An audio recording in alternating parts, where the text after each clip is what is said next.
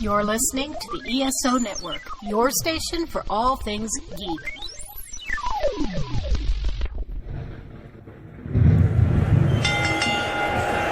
The following podcast is scheduled for one fall. Coming in at 195 pounds from Studio A, he is the reigning, defending, undisputed host of the Ring of Thunder, Sexy Thor!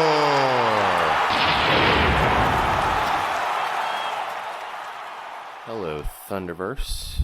Welcome back to the Ring of Thunder, and we are now at the Royal Rumble, about to hit the road to WrestleMania. We were on the road to WrestleMania, and I am recording this part on the afternoon of the Royal Rumble, so I guess we're like making our way on the on-ramp, off-ramp, I think it'll be on-ramp, or just the ramp, and then we're hitting the road to WrestleMania.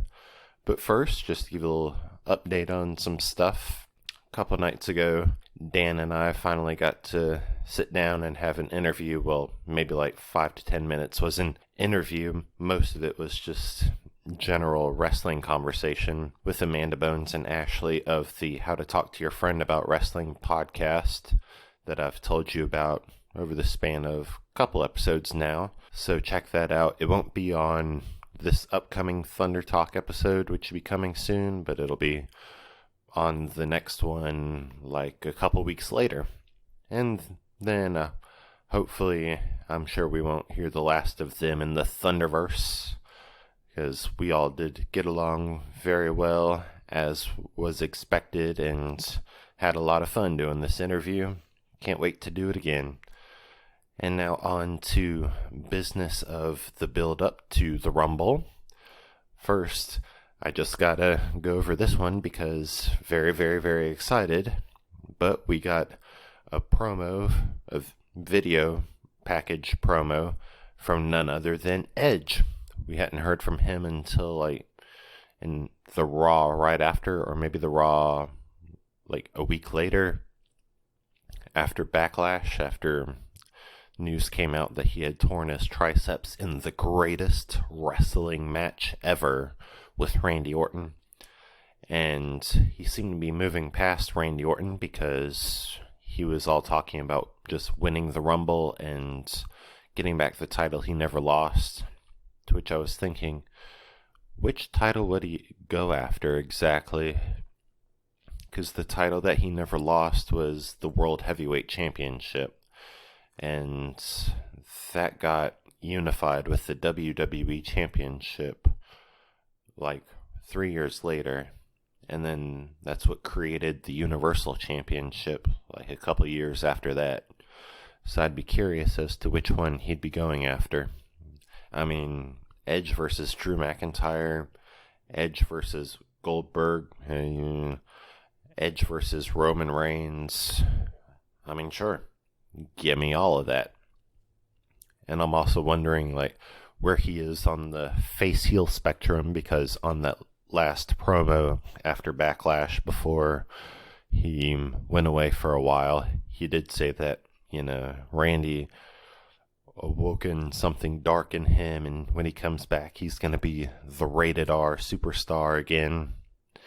So it'll be interesting to see where Edge's head is at again, making his re-debut, I guess we would call it, for this year's Royal Rumble, as opposed to last year's Rumble when he re-debuted. So yeah, I guess it's a re-debut. And then we got a new Alexa's Playground ahead of her Raw Women's Championship opportunity against Asuka in the main event. And she was just talking about being so excited to get a shiny new toy, that being the Raw Women's Championship. And it was just fine and all, but I think it would have spiced things up and raised those stakes a little bit more if she played up SummerSlam 2018 when she got flippin' victimized by Ronda Rousey, when she just took that Raw Women's Championship right off of her. And then again when Alexa tried to get it back at Hell in a Cell, and then of course she got like 8,974 concussions over the following month in house shows, which resulted in her being out of in-ring competition for nearly a year. But I think like those events and like the sort of scars and or mental scars and possible like should probably could have probably played up into this, and sort of also been a sort of catalyst into why the Fiend was able to just turn her in this direction. Because even though she tried to, be good with her, best friend Nikki and all that, there's just some scars just take a little bit longer to heal, and scars inherently never truly heal. So this would just be her trying to get the Raw Women's Championship back to try to heal scars that can't be healed.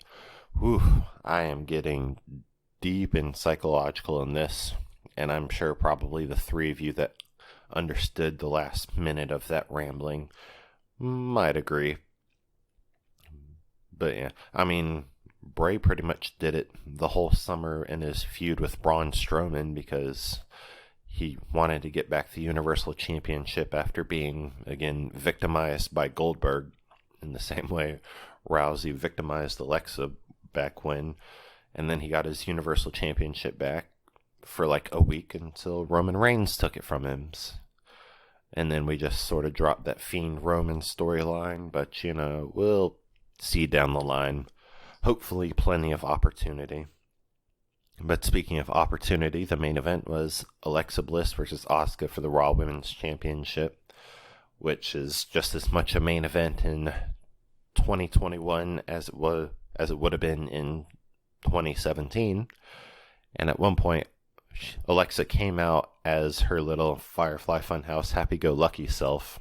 And at one point, Asuka beat her up so bad, she got zapped back to the goddess OG form that she had been. And she was confused because she never saw the Thunderdome before in the form that she was currently in, because she got turned all evil and bad when they were doing the Performance Center shows. And then she turned into final form Fiend Alexa, say that 5 times fast, and was about to finish Asuka with the Mandible Claw until Randy Orton showed up behind her and RKO'd her, but the bell didn't ring, so either the match is still technically going on, but of course, I guess really Alexa won by disqualification, but championship rules state that the title only changes when the champion is pinned or submitted, unless the champion is just a pack of assholes and official or management or the general manager is just like, okay, if you get disqualified, you lose the title. And if you get counted out, you lose the title, which does happen from time to time with major heel champions. But Alexa also, and this is kind of the sort of line of thought to go down, but Alexa joins Stacy Keibler, Beth Phoenix, and Nia Jax. And somebody correct me if I'm missing anybody, as women in the WWE to have gotten RKO'd. So, yeah, take that what you will. And then we had a face-to-face with Drew and Goldberg, in which The Miz and John Morrison still came out and was just like, I could cash this in at any time. So Miz and Morrison were on the apron being blah, blah, blah.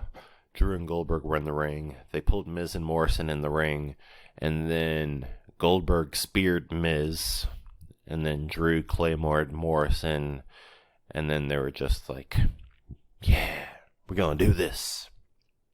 And of course, before that, this was, can't remember, I think this was it last week that Drew McIntyre came back from his COVID quarantine, but he was talking about the match some more, and dedicated this WWE Championship match to everyone who's been struggling with this virus, which of course we know is a lot of people, so that was very nice of him. Drew is awesome. What was less awesome, but what could have been awesome, was Charlotte Flair versus Shayna Baszler growing into some sort of growing fuckery of a tag team match after Nia Jax caused disqualification by leg dropping Charlotte when she got Shayna in the figure 8, and Shayna unintentionally getting counted out. And then there was like Lacey Evans joining the evil team because Charlotte and her and the thing with her dad, which of course there was a very disturbing backstage segment where Rick was showing her some wrestling holds. I'm sure you know where it's going from there. And Charlotte came in and she was just like, you surround yourself with yes people, but I'll tell you what's up. And I know I'm not the bad guy here. And so Lacey just like slinked out of there. And then when Charlotte turned back around after yelling at her father, who was just like, I can do whatever I want because I'm an elderly gentleman. That's not exactly what he said, but you get the gist. She turned around and Lacey gave her a woman's right hook punch. And then she and Rick got out of there. And Rick just looked, mildly concerned about his daughter just getting socked in the jaw by his new girlfriend, ? See, this is why I didn't want to talk about it any further, because it just feels weird to say in podcast. But with all that little growing fuckery of a match, the same thing happened to AJ Styles versus Daniel Bryan. That main event actually started around 9:10, so I figured either shenanigans were going to happen, or those two would have another 30-40 minute classic like they usually do. Cesaro was on commentary, which seemed kind of random, except he's being super hyped as a real contender to win the Rumble, but then Sami Zayn came out to stir shit up, which caused Big E and Shinsuke Nakamura, both who have an issue with Sami, and that whole match got thrown out and turned into a 6-man tag with Bryan, Shinsuke, and Big E versus Styles, Cesaro, and Sami. Then Miz and Morrison showed up to stir shit, and Otis came out because he's still raging at Miz for taking his Money in the Bank briefcase and sending his girl to Raw. And then that match got thrown out, I think. Or maybe they just got added mid-match. I really don't know anymore. This just was so bonkers, but in a much better way than Raw did their bonkers.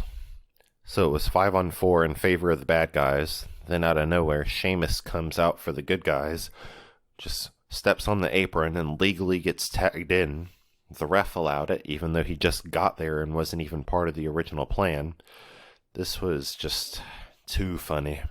Sheamus brogue kicked Sami Zayn and got the 1-2-3, but then the bad guys got the jump on our heroes until the music of Braun Strowman dropped, and the Monster Among Men came out for the first time in 2 months after being suspended by Adam Pearce, and destroyed all the bad guys. That was a fucking bonkers go-home segment before the Rumble. What was even more bonkers was talking smack right afterwards, because AJ Styles was a guest, and Paul Heyman is one of the co-hosts, and word is out there in dirt sheet internet land that there's very real heat between AJ and Paul, because AJ blames Paul for Gallows and Anderson getting canned in that Black Wednesday last April when all those superstars got released. Paul was making the case for AJ to go after the Universal Championship should he win the Rumble, and they touched briefly on AJ never having beaten Roman. AJ basically said he would love to face Roman at WrestleMania and take the Universal Championship from him, because that means he would no longer be head of the table, which means Paul would be out of a job, and AJ would like nothing more than to see Paul out of a job. That, my friends, is a worked shoot.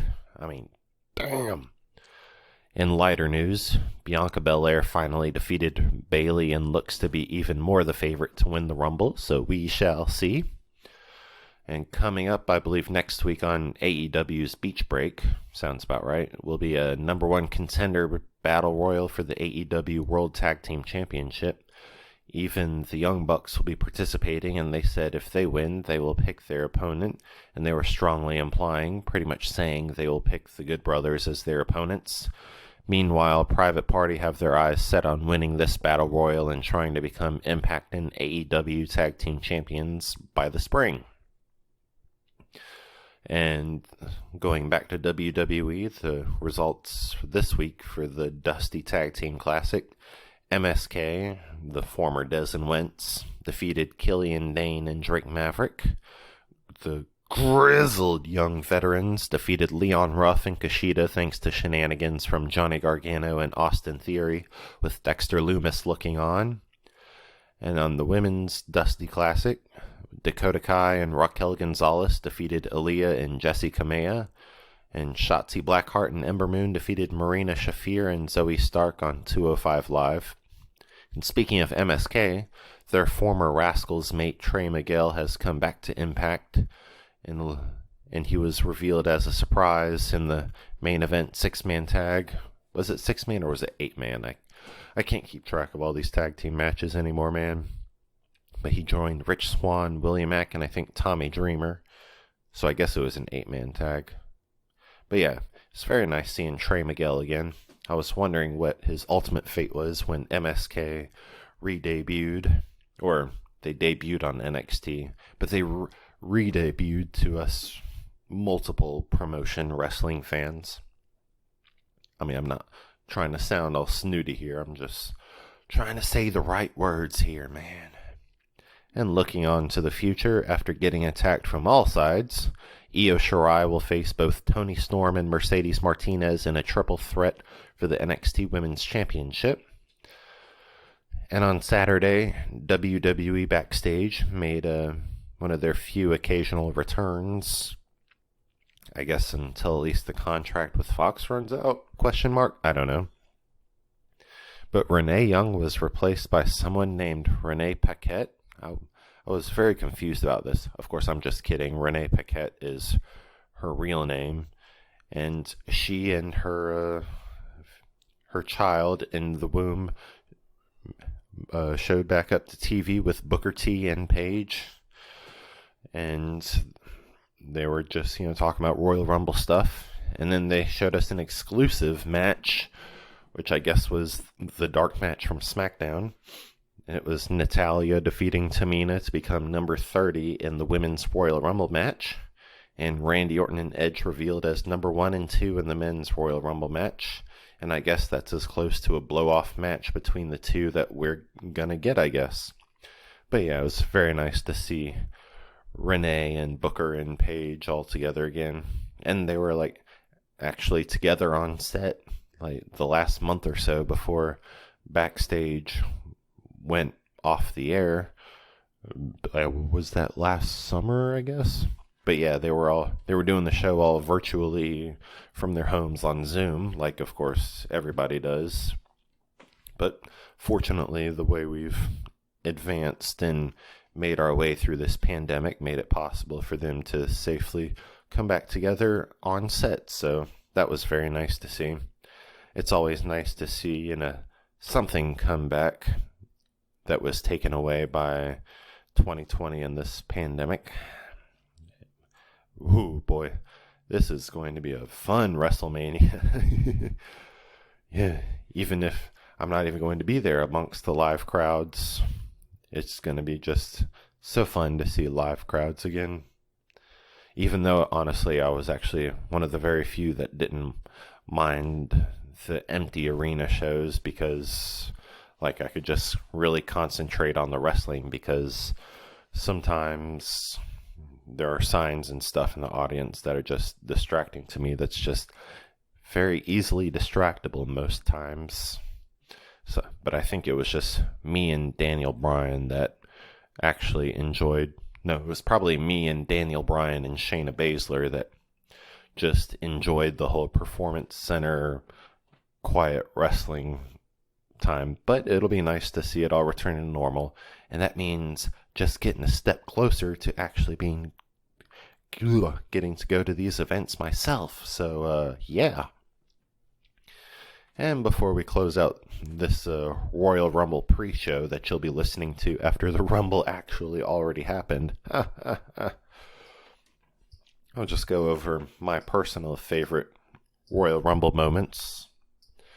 first off would be, of course, last year at the Royal Rumble, number 21, You Think You Know Me.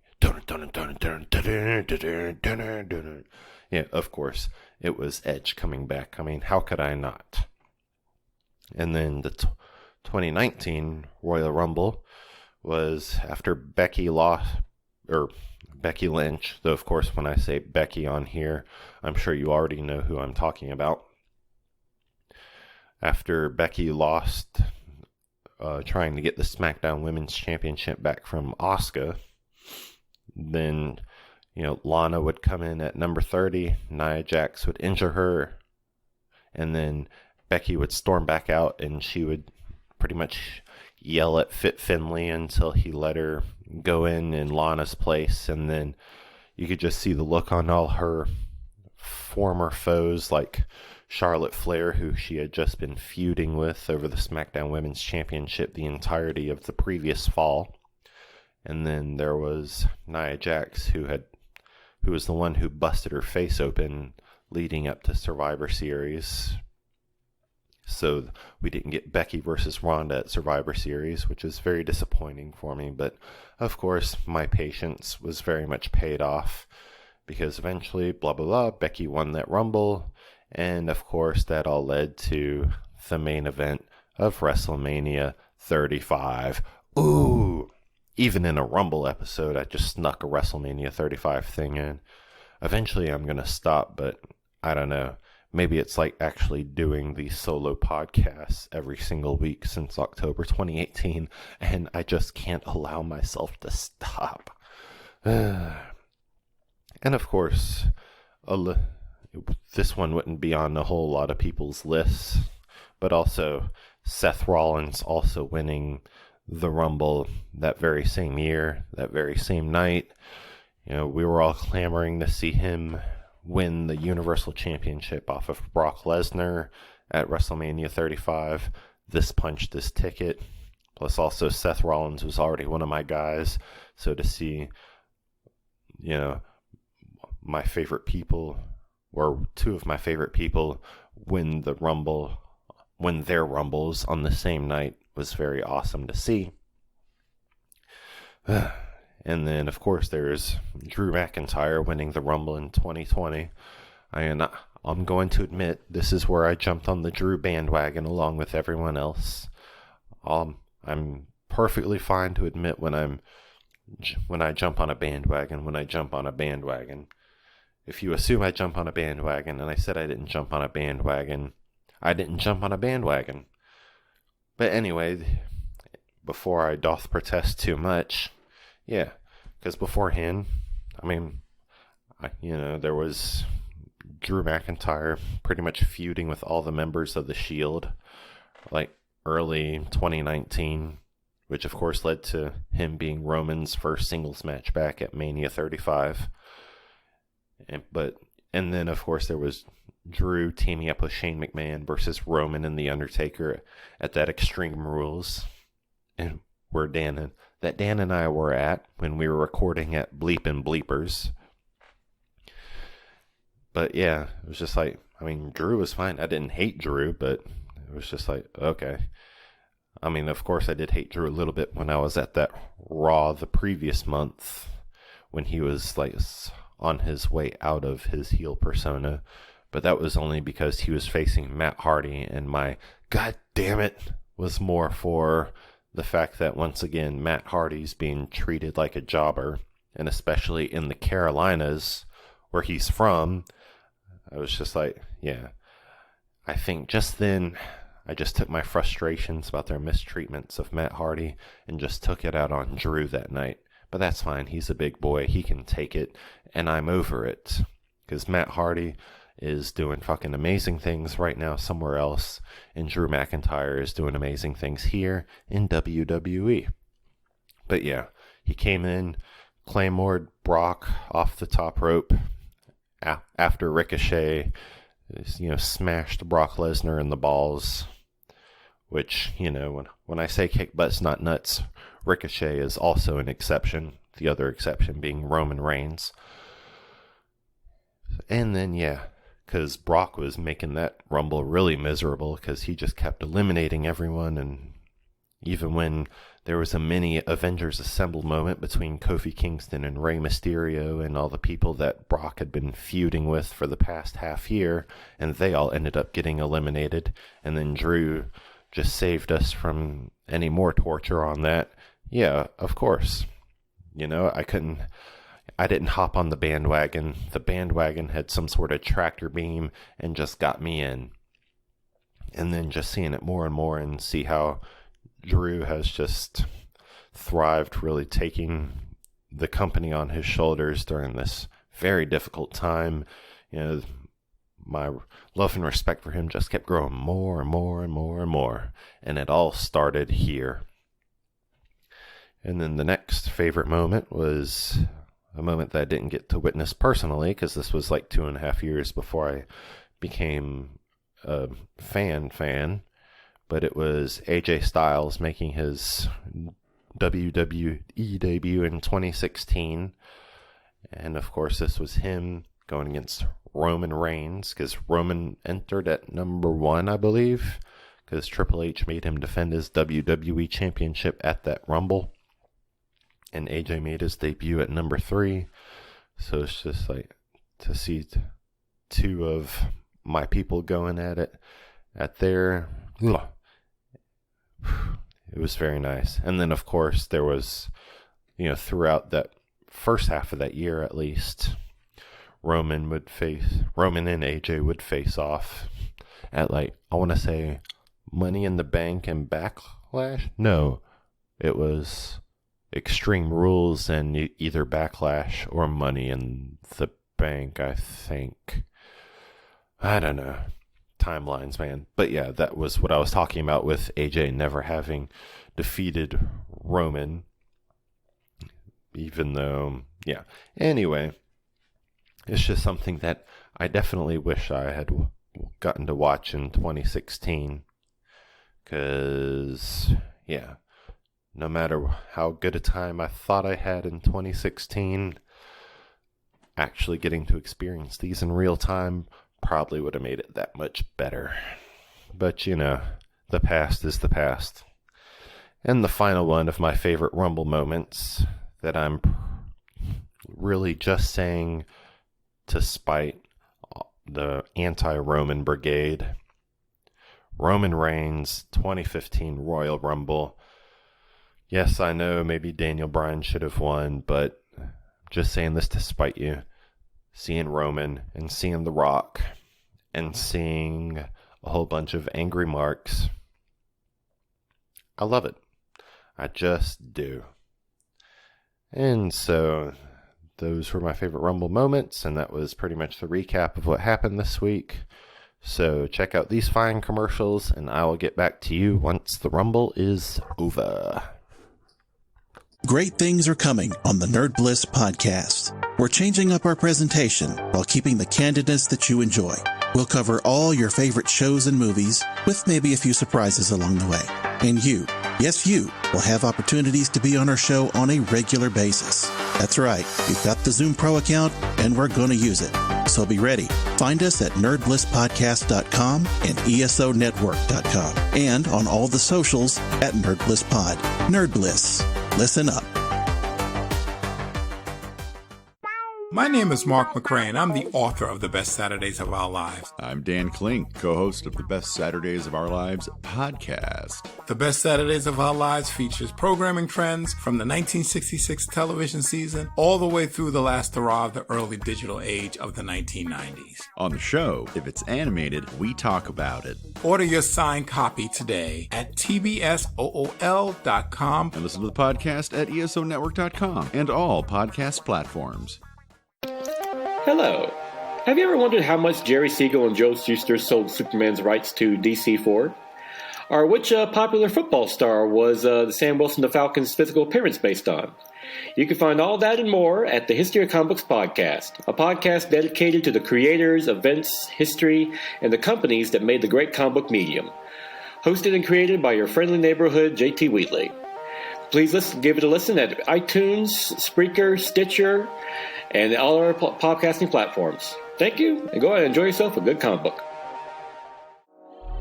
Look, we gotta talk. Yeah, Thunder Talk. We're going all kinds of sideways with that sweet nerd junk. Woke nerd junk. It's topical, Political. Dare I say radical. We've got all your latest news and reviews. Hot music. And a whole lot of comedy. but it ain't for kids. Definitely mature content. So let's talk. Let's talk Thunder Talk. Thunder Talk is a proud member of the ESO network. We're back, and we're here to rumble now. Start off with the kickoff show. Nia Jax and Shayna Baszler defeated Charlotte and Asuka to become new women's tag team champions, thanks to Lacey Evans and Ric Flair and their shenanigans.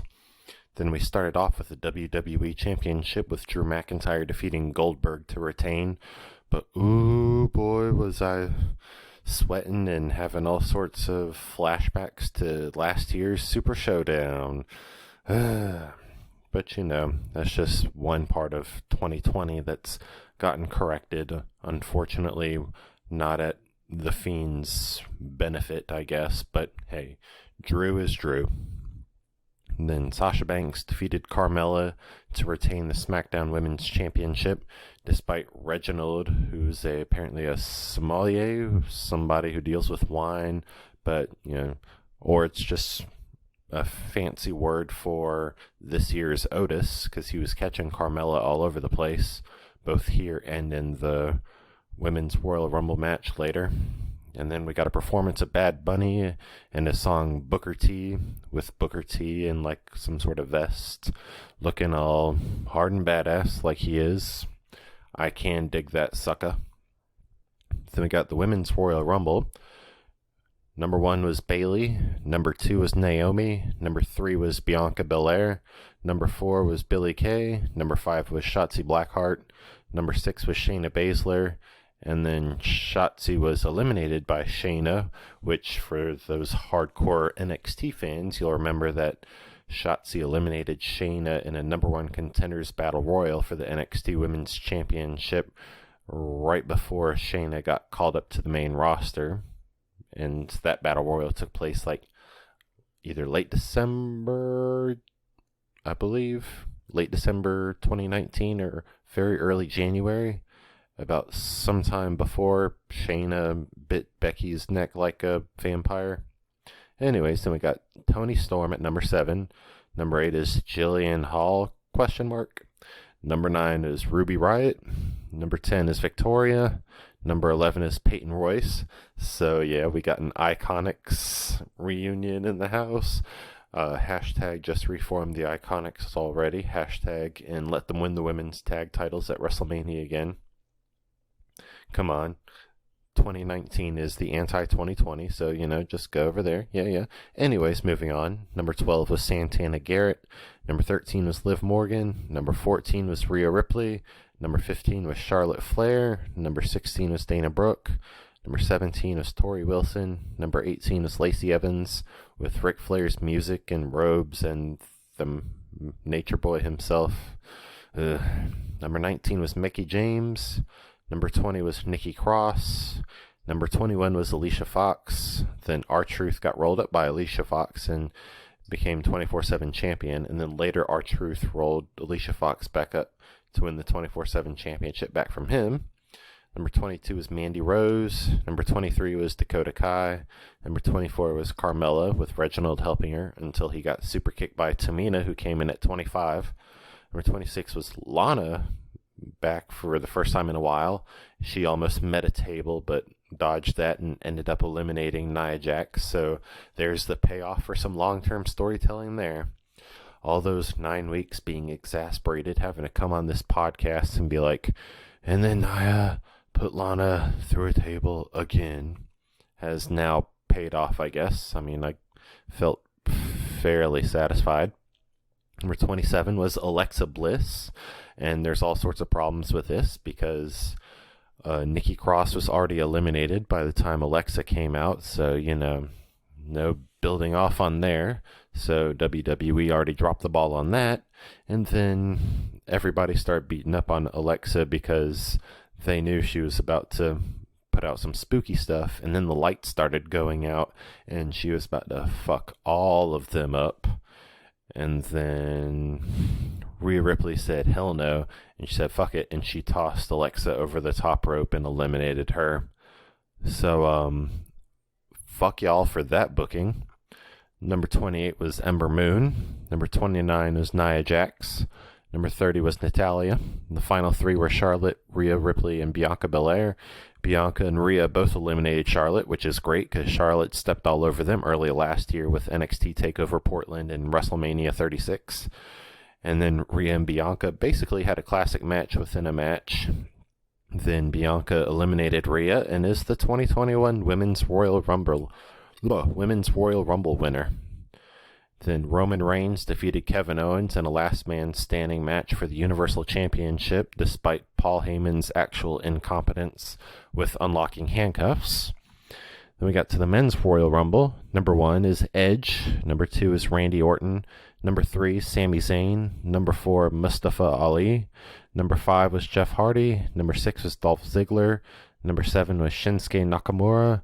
Number 8 was Carlito, who was supposed to be there on Legends Night. Number 9 was Xavier Woods. Number 10, Big E. Number 11, John Morrison. Number 12, Ricochet. Number 13, Elias. Number 14, Damian Priest, who is the only guy from NXT, even though I'm kind of fairly certain he's main roster now.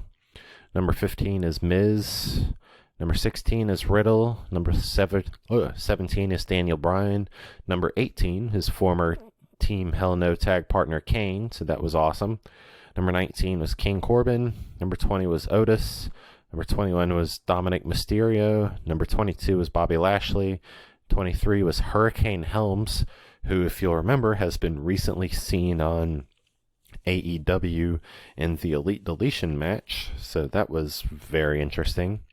And then number 24, Christian, who's been out of competition even longer than Edge was last year, and apparently is now all good because, career-ending injuries, am I right? So that was freaking amazing. Then 25 was Rey Mysterio. 26 was AJ Styles, of course, with almost helping him. Number 27 was Sheamus. Number 28 was his former tag partner in The Bar, Cesaro. Number 29 was Seth Rollins. Now, everybody a part of the Seth Rollins watch team, we can now rejoice. Our mission is complete. We have found Seth Rollins. And number 30 was Braun Strowman. And your winner of this Royal Rumble is Edge. Randy Orton went out hella early, seemingly injured, and we got Edge facing off against a number of potential future superstars to have programs with, like Shinsuke Nakamura, Seth Rollins, Riddle, and Damian Priest, etc. And he had a legit reunion with Christian. I mean, if we're going with the theme of like 2020 but better, this was a good way to do it. And Bobby Lashley fighting Big E was like Survivor Series come early, and I was absolutely here for it. And once Edge was seemingly the last man standing after a Final Four, quote-unquote, of Braun Strowman, Seth Rollins, and Christian, there was, of course, an RKO out of nowhere, and Randy was about to throw Edge out of the ring. Then Edge reversed it and threw Randy out and has won his second Royal Rumble. Hot damn. Between this and Rhea and Bianca eliminating Charlotte, it's like the wrongs of 2020 getting all nice and corrected, bit by bit, and I'm always here for that. Now I need to lie down. So I'm going to push the seat back. You can take the wheel. I don't know who you is, but you can take the wheel because we are now on the road to WrestleMania. Kick butts, not nuts.